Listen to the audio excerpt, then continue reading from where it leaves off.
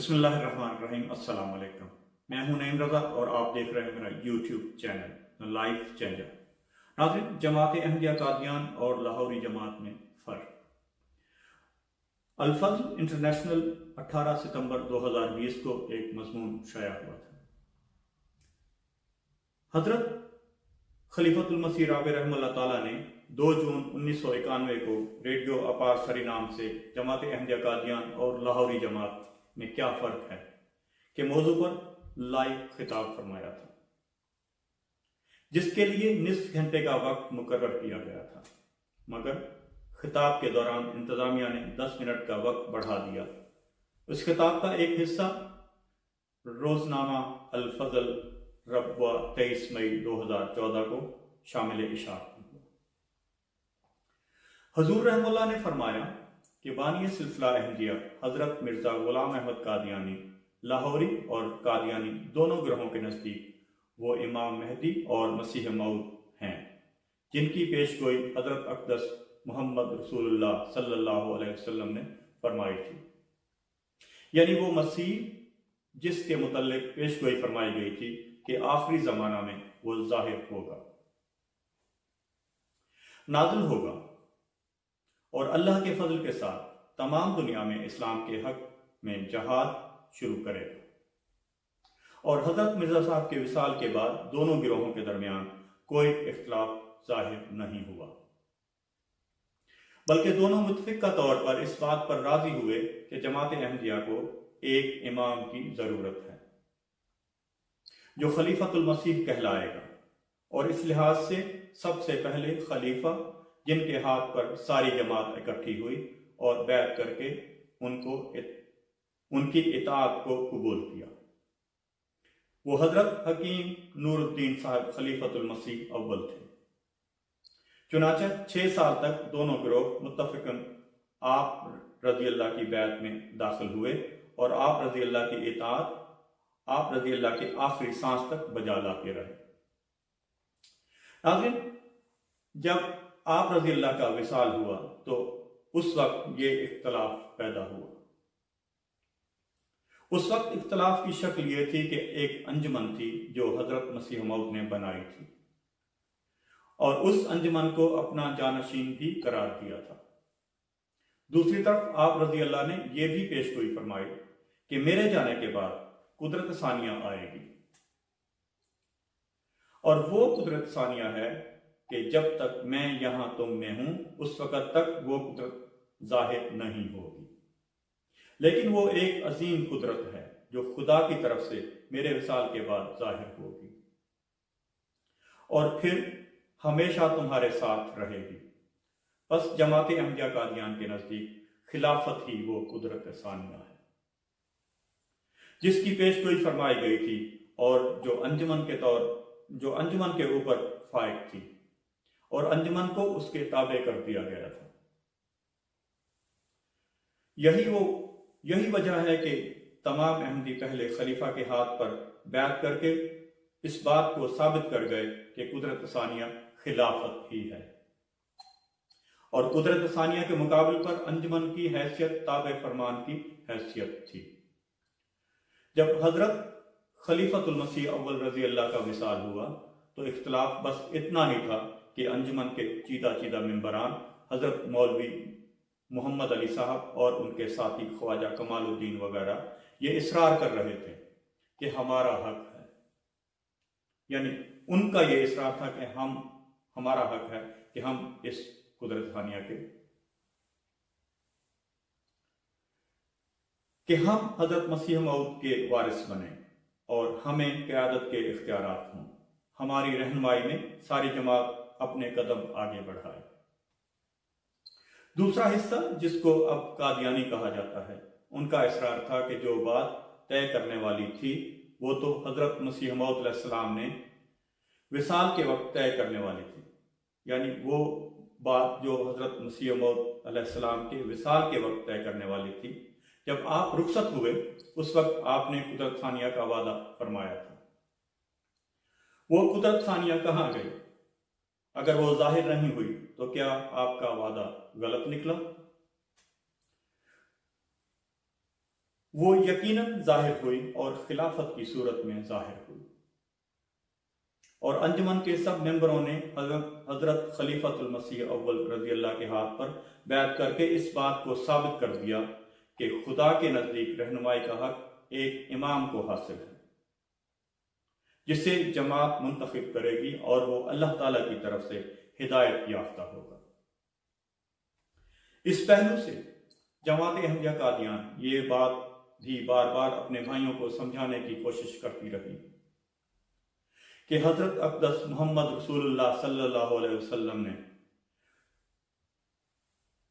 جو اپنا نمونہ پیش کیا، جو قیامت تک کے لیے تقلید کے لائق ہے، آپ صلی اللہ علیہ وسلم نے اور آپ صلی اللہ علیہ وسلم کے صحابہ نے جو نمونہ پیچھے چھوڑا، وہی اس لائق ہے کہ ہم اس کی پیروی کریں۔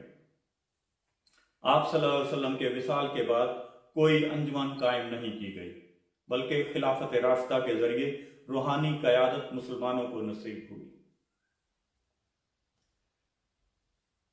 اور اسی کا وعدہ قرآن کریم میں آیت استخلاف میں دیا گیا ہے۔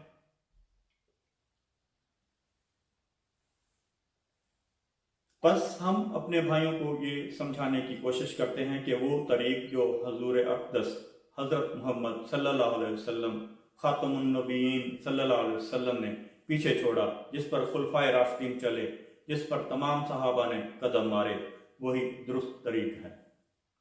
اور روحانی جماعتوں میں قیادت ایک امام کی شکل میں چلا کرتی ہے۔ انجمنوں کے بس کی بات نہیں کہ وہ روحانی قیادت کر سکیں، مگر بہرحال وہ انجمن کے سرکردہ ممبران جو ایک بہت بڑا مقام جماعت میں رکھتے تھے، انہوں نے اس بات پر اصرار کیا کہ پہلی دفعہ جو بات ہو گئی سو ہو گئی، ایک خلیفہ کافی ہے، اب ہم دوبارہ کسی خلیفہ کی بیعت نہیں کریں گے، ہم ہی ہیں جو صاحب اختیار ہیں۔ لیکن جماعت کی اکثریت نے اس خیال کو رد کر دیا، اور اگرچہ یہ شروع میں دعویٰ کیا گیا کہ اکثریت انجمن کے ساتھ ہے، لیکن حالات نے بتا دیا کہ یہ بات درست نہیں تھی، ورنہ انجمن کو قادیان چھوڑنا نہ پڑتا۔ بس بہت جلد انجمن کے وہ سرکردہ ممبران قادیان کو چھوڑ کر لاہور چلے گئے اور وہیں سے اپنی قیادت کا نظام جاری کیا۔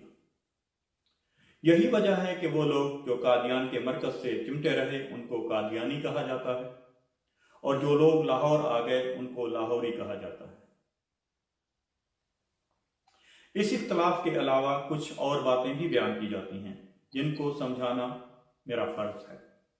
یہ کہا جاتا ہے کہ عقیدوں کے اختلافات بھی تھے، خاتم النبیین کے مسئلہ پر بھی اختلاف تھا۔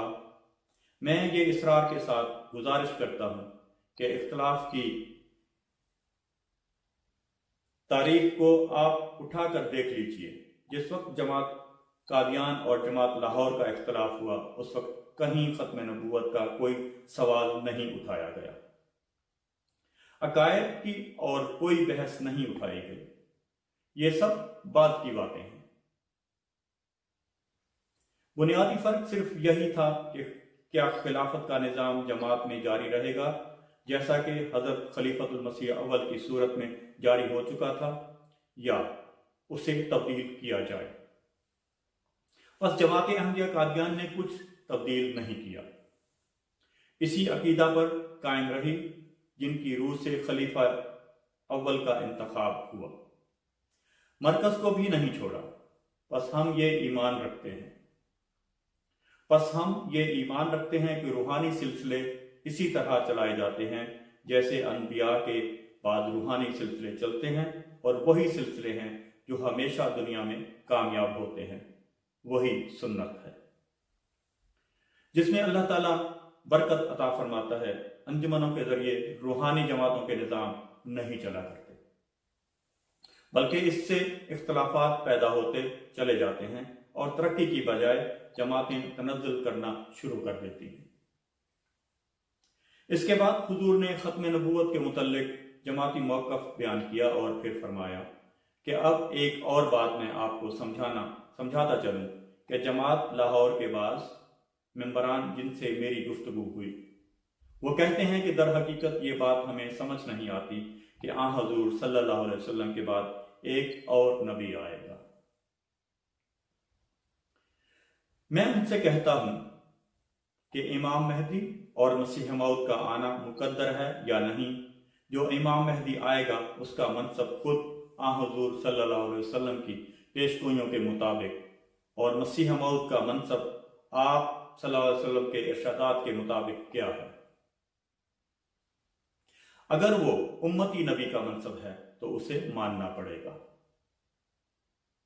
یعنی اگر وہ امتی نبی ہیں تو ہمیں اس کو ماننا پڑے گا۔ دوسرے میں ان کو ادب کے ساتھ یہ توجہ دلاتا ہوں کہ ذرا ٹھنڈے دل سے غور کریں کہ پہلے مجددین کو کیوں امام مہدی نہیں کہا گیا۔ یہ بھی ایک سوچنے کی بات۔ آپ کہتے ہیں مرزا صاحب بھی ایک مجدد ہیں، اس سے بڑھ کر کچھ نہیں، تو پہلے مجددوں کو آپ مسیح موعود کیوں نہیں مانتے؟ پہلے مجددوں کو امام مہدی کیوں نہیں مانتے؟ کوئی فرق ہے تو آپ فرق کرتے ہیں، کوئی فرق ہے تو آپ فرق کرتے ہیں، اس لیے تقوی سے کام لیں۔ جو آپ کا عقیدہ ہے دنیا کے خوف سے بے پرواہ ہو کر سچائی سے بیان کریں۔ آپ سب جانتے ہیں اور یہ ایمان رکھتے ہیں کہ گزشتہ سارے مجددین میں سے ایک بھی نہ امام مہدی تھا نہ مسیح موعود تھا۔ بس جس کو مسیح موعود مان بیٹھے اس کے متعلق وہ لقب کیسے چھین سکتے ہیں جو حضرت محمد رسول اللہ صلی اللہ علیہ وسلم نے آپ کو عطا فرمایا۔ ایک اور بات یہ کہ حضرت مسیح موعود کا جو بھی منصب آپ سمجھیں، کم سے کم لاہوری احمدی قادیانی احمدیوں سے اس بات پر تو 100% متفق ہیں کہ مسیح موعود سچے تھے، جھوٹے انسان نہیں تھے۔ اگر نعوذ باللہ لاہوری ان کو جھوٹا سمجھتے تو مجدد بھی نہ مانتے۔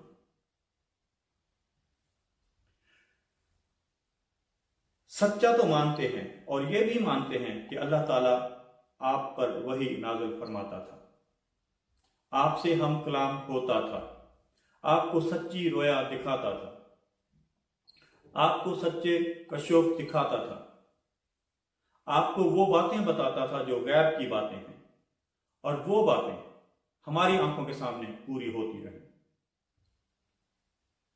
بس اس بات پر ہم دونوں گروہوں کا 100% اتفاق ہے کہ آپ علیہ السلام سچے تھے۔ اب سوال یہ ہے کہ ایک سچا اگر یہ اعلان کرے کہ خدا نے مجھے ایک بات بتائی ہے جو پوری ہو گئی اور اس طرح پوری ہو گئی، تو سچا ماننے والے کو کیا حق ہے کہ اس سے اختلاف کرے؟ دیکھیں، میں پہلے بھی یہ دلیل دے چکا ہوں کہ حضرت محمد رسول اللہ صلی اللہ علیہ وآلہ وسلم نے جب حضرت مسیح موعود علیہ السلام کو نبی اللہ کہہ دیا، اور مسلم میں یہ حدیث موجود ہے، تو جو شخص بھی مسیح موعود کو وہ مسیح موعود نہیں سمجھتا، وہ مسیح موعود سمجھتا ہے جس کی پیش گوئی تھی، اس کو یہ حق نہیں کہ نبی اللہ کا انکار کر دے۔ اس طرح آپ علیہ السلام نے خدا سے خبر پا کر ایک مبشر اولاد کی پیش گوئی فرمائی اور یہ اعلان کیا کہ اللہ نے اپنے وعدے کے مطابق وہ نیک اولاد مجھے عطا کر دی ہے۔ ایک نظم میں فرماتے ہیں، خدایا تیرے فضلوں کو کروں یاد، خدایا تیرے فضلوں کو کروں یاد، بشارت تو نے دی اور پھر یہ اولاد، کہا ہرگز نہیں ہوں گے یہ برباد، بڑھیں گے جیسے باغوں میں ہوں شمشاد۔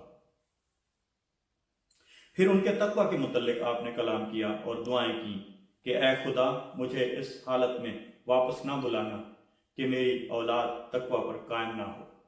فرمایا، یہ ہو میں دیکھ لوں تقوی سبھی کا، یہ ہو میں دیکھ لوں تقوی سبھی کا، جب آوے وقت میری واپسی کا۔ آپ حضرت مسیح موعود علیہ السلام کو سچا مانتے ہیں تو یہ مانیں کہ حضرت مسیح موعود نے جو کچھ فرمایا سچ فرمایا ہے، کہ حضرت مسیح موعود علیہ السلام کی تمام تر اولاد بغیر استثناء کے کلیتاً برباد ہو گئی، یعنی سچائی سے ہٹ گئے اور ایک نیا مسلک بنا لیا۔ اور بربادی کیا ہوتی ہے؟ دنیا کی بربادی تو ایک معمولی بات ہے، اصل بربادی تو دین اور روحانیت کی بربادی ہے۔ بعض غیر مبائن کہتے ہیں کہ نوح کی اولاد بھی تو برباد ہو گئی تھی۔ ہم کہتے ہیں نوح کی جس اولاد کی بربادی کہ تم بات کرتے ہو اس کے متعلق خدا نے یہ نہیں فرمایا تھا کہ یہ بچے گی۔ میں جس اولاد کی بات کر رہا ہوں اس کے متعلق آپ علیہ السلام یہ فرما رہے ہیں کہ کہا ہرگز نہیں ہوں گے یہ برباد، کہا ہرگز نہیں ہوں گے یہ برباد، بڑھیں گے جیسے باغوں میں ہوں شمشاد۔ بشارت کیا ہے ایک دل کی غذا دی، فسبحان الذی اخذل آدی۔ یہ بشارت اور خوشخبری ہے۔ حضرت مسیح موعود علیہ السلام کو خدا نے یہ خوشخبری دی کہ اولاد برباد نہیں ہوگی۔ پھر اس اولاد جو سینکڑوں ہزار تک پہنچ گئی، اس میں سے ایک بھی آدمی آپ کے نزدیک ہدایت پر قائم نہیں رہا۔ غور تو کریں، استغفار سے کام لیں، اور اگر خود ان مسائل کی سمجھ نہیں آتی تو دعا سے کام لیں۔ یہ زمانہ اختلافات کا نہیں رہا، دنیا کی حالت بد سے بدتر ہوتی چلی جا رہی ہے۔ مسلمان کہلانے والے بھی کس گندے حال کو پہنچ چکے ہیں کہ جھوٹ، رشوت، بدکاری، ظلم و ستم، بچوں پر ظلم، بیواؤں پر ظلم، یتیموں کا بال کھانا، عدالتوں میں جھوٹی گواہیاں دینا روزمرہ کا دستور بن گیا ہے۔ غیر قومیں مسلمانوں پر ظلم کر رہی ہیں اور مسلمانوں کو دنیا کے سامنے جاہل، بے وقوف، اکھڑا اور ایسے لوگوں کے طور پر پیش کرتی ہیں جن کا مسلک ہی یہ ہے کہ کوئی بات نہ مانے تو تلوار اٹھاؤ اور قتل کر دو، کوئی بات نہ مانے تو اس کے جہاز اڑا دو، خواہ اس میں کتنے معصوم مارے جائیں۔ یہ نقشے دنیا میں مسلمانوں کے بنائے جا رہے ہیں۔ بس یہ وقت اختلافات کا وقت تو نہیں ہے، یہ وقت اکٹھے ہونے کا وقت ہے، اسلام کی خاطر، خدا کی خاطر، دنیا کی بھلائی کی خاطر، دنیا کو ہلاکت سے نجات دینے کی خاطر۔ میں آپ کو کلام اللہ کے پیغام کے ساتھ یہ دعوت دیتا ہوں، تعالوا الی کلمۃ، آل عمران 65 آیت۔ اے ہمارے بھائیوں، اس ایک کلمہ کی طرف لوٹ آؤ جو ہم دونوں کے درمیان مشترک ہے۔ آپ بھی مسیح موعود کو سچا مانتے ہیں، ہم بھی مسیح موعود کو سچا مانتے ہیں۔ ہم دونوں اس بات پر اتفاق کر جائیں کہ آپ علیہ السلام وہ امام تھے جس کے آنے کی خبر حضرت محمد رسول اللہ صلی اللہ علیہ وسلم نے عطا فرمائی تھی۔ پس آپ علیہ السلام کو جس نام سے محمد رسول اللہ صلی اللہ علیہ وسلم نے یاد فرمایا، ہم اس نام سے انکار کرنے کا حق نہیں رکھتے۔ ہمیں لازم ہے کہ ہم اس حیثیت سے آپ علیہ السلام کو امام قبول کریں۔ حقیقت یہ ہے کہ غیر احمدی مسلمان بھی، جن کو آپ سنی یا شیعہ مسلمانوں کے طور پر جانتے ہیں، وہ بھی در حقیقت مسیح موعود کو نبی اللہ مانتے ہیں۔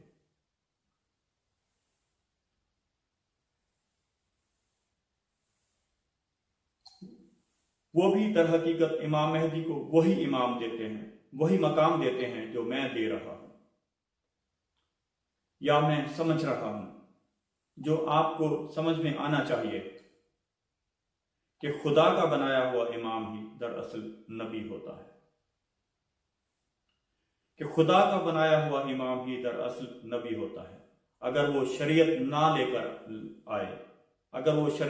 لے کر آئے، اگر وہ پہلے کی شریعت پر ہو، بلکہ اس سے بڑھ کر جو محمد رسول اللہ صلی اللہ علیہ وسلم کی شریعت کا بھی غلام ہو، اور آپ علیہ السلام کے ہر لفظ کا، آپ علیہ السلام کی سنت کا، آپ صلی اللہ علیہ وسلم کی حدیث کا غلام ہو،